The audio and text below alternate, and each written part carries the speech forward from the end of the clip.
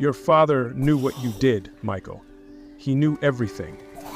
The lawyer's words hung in the air like a blade, suspended above the three siblings who had once been so close.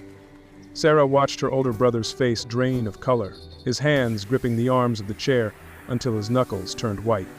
But that moment in the lawyer's office was the culmination of decades of secrets, not the beginning.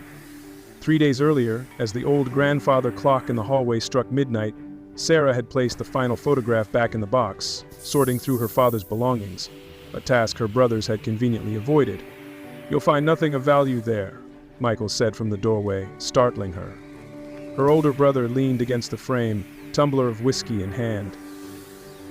"Dad was always more sentimental than wealthy." "I'm not looking for valuables," Sarah replied, closing the lid carefully, "but apparently you are." Michael shrugged. "The will reading is tomorrow, just being practical." The tension between them had been building for years, but their father's death had cracked whatever facade of familial harmony remained. Their younger brother Thomas had barely spoken since the funeral, spending most of his time in the garden their father had lovingly tended for decades. The next morning, the three siblings sat stiffly in the lawyer's office. "Your father was very specific about his wishes," Mr. Hobson said, tapping a thick manila folder. His eyes flicked briefly to Michael before continuing. "The house goes to Thomas." Michael slammed his palm on the desk. "That's impossible. I'm the oldest." "The savings account and investments, all of them, to Sarah," the lawyer continued, unfazed by the outburst.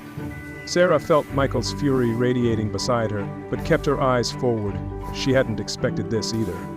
"And to Michael," the lawyer paused, reaching into his desk drawer instead of the folder containing the will, "your father left you this." He slid a small envelope across the polished mahogany. Michael snatched it up, hands trembling slightly as he tore it open to reveal a single, rusted key. "What's this for, some hidden fortune?" Michael asked, voice dripping with desperate hope. "It opens the shed in the backyard," Thomas spoke for the first time in days. "Dad told me, said you'd understand when you opened it." That evening, Sarah watched from the kitchen window as Michael stalked toward the old shed, the key clutched in his white-knuckled fist.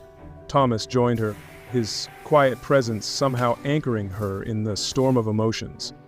"You know what's in there, don't you?" she asked, noticing how her younger brother's eyes never left Michael's retreating figure. Thomas nodded slowly.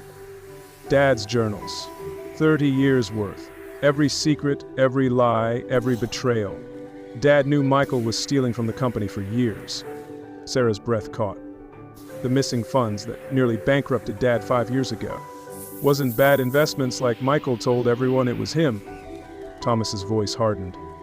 "Dad protected him, covered for him, paid his gambling